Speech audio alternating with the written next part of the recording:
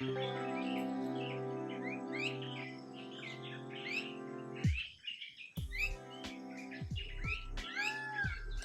the end of the monsoon rain, a new planting season is starting.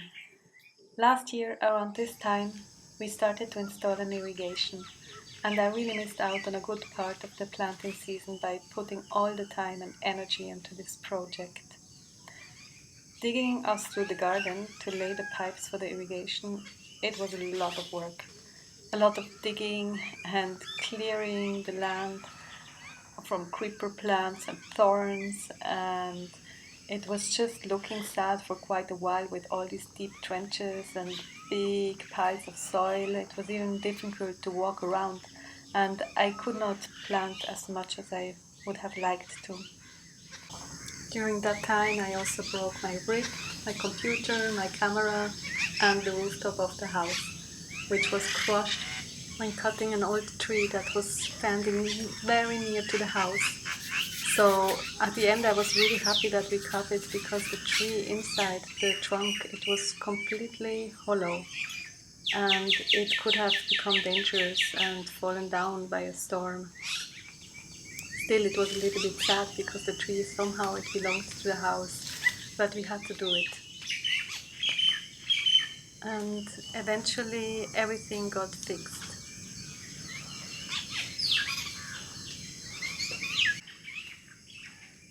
So the house was fixed, the tree was cut, and then the digging started again. We had to remove these big roots which went all over the garden, and we had to dig them out before we could remove them. So it was a lot of digging and it took us several months for this work. We had to do that because in order to lay the irrigation, to dig the trenches, to lay the pipes, we had to remove these big roots, and for a while I thought we're never gonna finish. But it was interesting also, it was like an archaeological site, and so many animals that were living underneath the soil. We also discovered a big scorpion. I never saw one that big.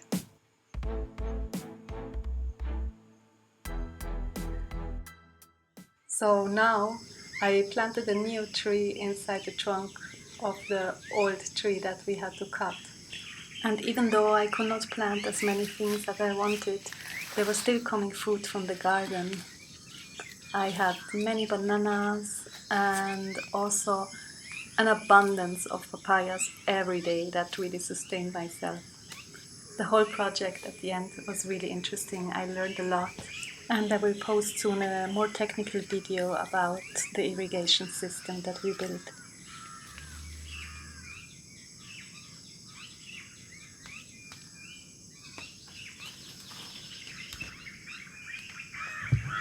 By now the garden has fully recovered, and it is almost like a dream seeing that everything is so green again and growing and overgrowing the place.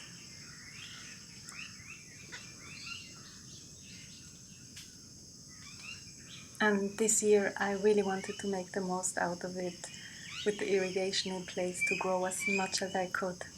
So I started a nursery already towards the end of monsoon, and I planted so many things. I put so many seeds into these trays that my veranda went green after a while.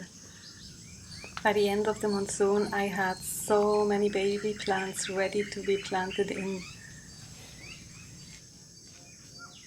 and I planted like basil and spinach and tomatoes and cucumber. And then these guys grew bigger and started to destroy the nursery, and it was time to move everything outside.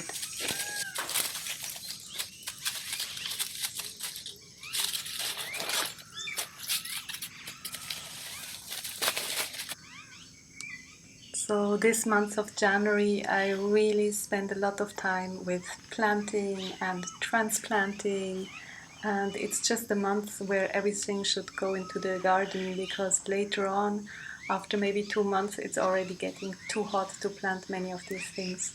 So there I built a nursery out of the old pipes from the old irrigation, and it works quite well. I just keep in there lots of cucumbers and watermelons and some gourds like bottle gourd and pumpkin, and by now almost everything is planted out, and I still have so many baby plants.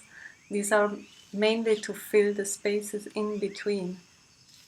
So I've really got a lot of things growing in the garden, and this is bok choy and basil, which is growing really good, and some parsley and chilies.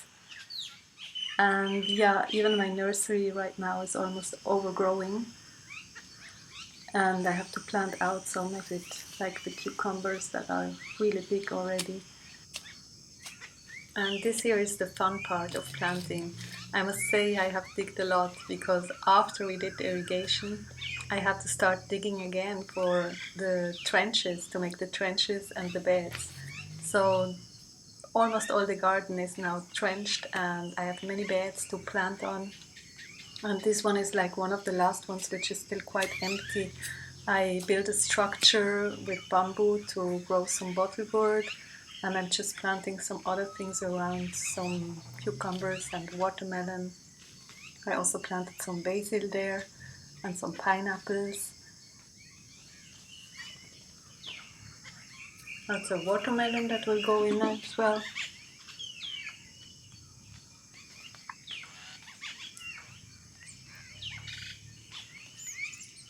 And then I decided to put in also some okra seeds. These are seeds that I kept from last season from my plants, and some radish seeds.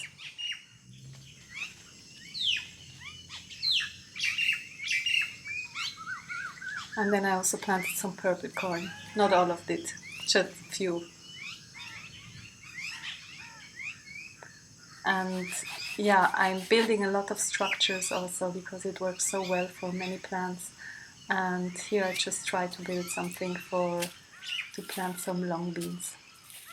It's basically just a stick of bamboo with some threads that I attached to the washing line that I just recently installed. So I'm gonna plant these long beans that are also my seeds from last year.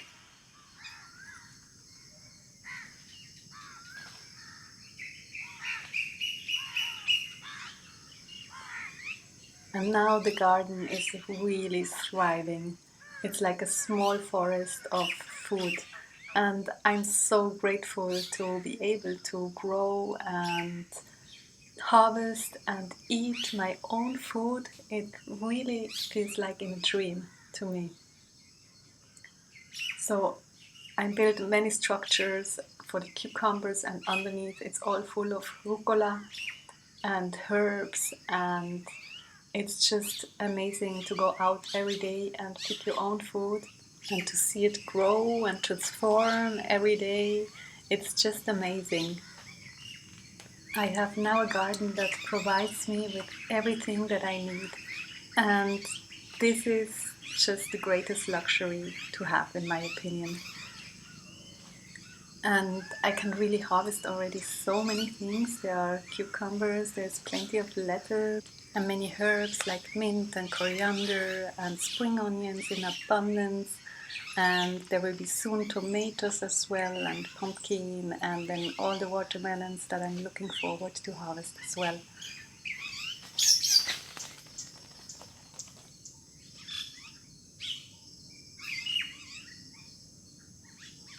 I also bought a scale, and I made myself a calendar just to see how much is coming in from the garden. So I thought it can be interesting to see every month what I can harvest and what the garden is gifting me. So this is today's harvest, and that's what gifts from the garden look like. Living foods to stay alive.